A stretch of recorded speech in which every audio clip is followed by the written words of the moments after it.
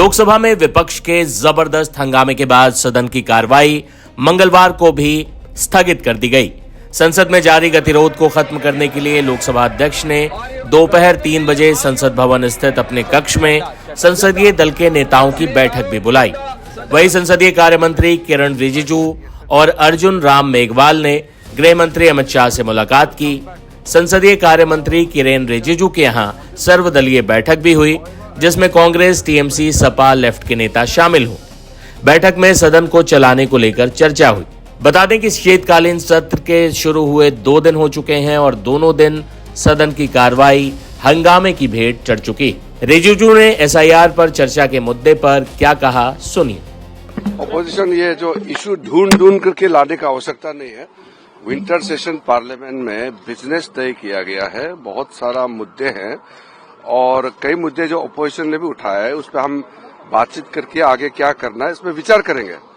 नए नए मुद्दे ढूंढ करके पार्लियामेंट को डिस्टर्ब करने के लिए बहाना बनाने का कोई आवश्यकता नहीं है। हर मुद्दे अपने जगह में इम्पोर्टेंट है, लेकिन मुद्दे को आप हथियार बना करके पार्लियामेंट को स्टॉल करेंगे, ये तो ठीक नहीं है।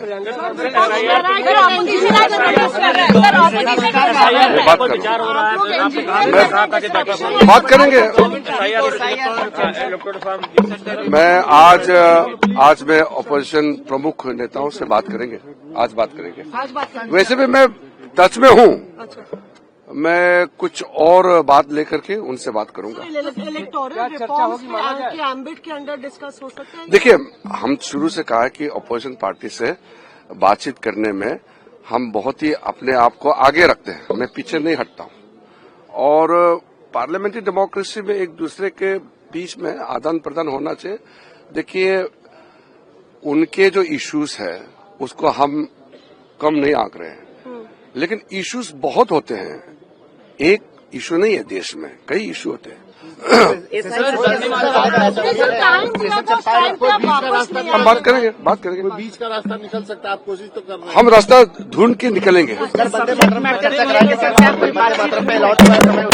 बात करेंगे। वहीं विपक्ष के विरोध प्रदर्शन में राहुल गांधी भी शामिल हुए। Let me walk, please. Thank you. Okay, sir, on the protest, sir, the protest is going on.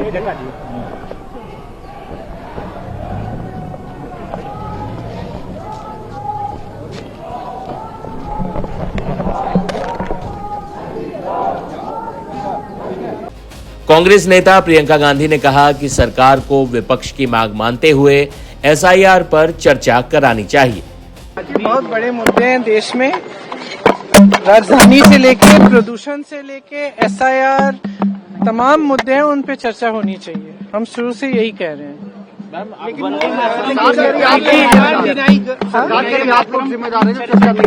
देखिए, ये पूरी दुनिया जानती है।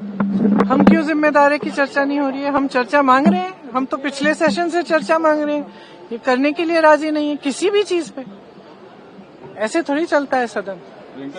सदन तो लोकतंत्र का मंदिर है। लोकतंत्र का मतलब क्या है कि सारी आवाजें आए, उठे, सब सुने, अलग अलग आवाजें, अलग अलग विचारधारा, बातचीत करें, चर्चा करें और फिर आगे बढ़े। लेकिन ये लोग तो किसी बात पे चर्चा नहीं करना चाहते, तो कैसे चलेगा सदन? तो हम क्या मौन रहें?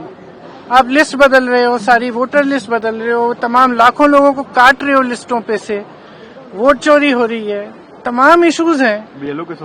अब प्रदूषण इतना खराब है दिल्ली में, प्रधानमंत्री जी कह रहे हैं मौसम अच्छा है, तो क्या हम चुप रहें? हम किसी भी बात पे न बोलें? कैसे हो सकता है ये?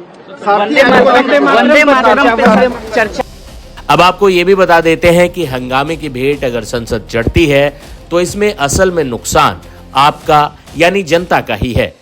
रिपोर्ट्स के अनुसार हर मिनट पर संसद की कार्रवाई में 2.5 लाख रुपए खर्च होते हैं। ऐसे देखा जाए तो प्रति घंटे करीब 1.5 करोड़ रुपए खर्च होते हैं, यानी संसद की कार्रवाई के 1 घंटे का खर्च 1.5 करोड़ रुपए है। वहीं अगर संसद में कार्रवाई पूरे दिन चलती है तो ये खर्च 9 करोड़ रुपए तक पहुंच सकता है। इस पूरे सेशन के दौरान करोड़ों का खर्च जिन चीजों पर आता है उनमें संसद भवन के लाइट, पानी, भवन का रखरखाव, इलेक्ट्रॉनिक सिस्टम, लाइट्स की मरम्मत, सीसीटीवी कैमरे जैसी चीजें होती हैं। यहाँ सिक्योरिटी के लिए सीआरपीएफ और दिल्ली पुलिस की तैनाती होती है। संसद में काम कर रहे लोगों की सैलरी, पेट्रोल, खाना भी इस खर्च में शामिल होता है। इसके साथ ही इस कार्रवाई में जो भी सांसद आते हैं उनको भी डेली अलाउंस इसी खर्च में से दिया जाता है। इस पूरी प्रक्रिया को जनता तक पहुंचाने के लिए लाइव टेलीकास्ट और आईटी सिस्टम काम करता है, जिनके लिए रोज करोड़ों रुपए खर्च होते हैं। तो जाहिर है कि अगर हंगामे के चलते संसद भंग हो जाती है तो इससे जनता के पैसे का भारी नुकसान होता है। शीतकालीन सत्र भी हंगामे की भेंट चढ़ता दिख रहा है। पहले 2 दिनों का हाल तो कुछ ऐसा ही रहा है।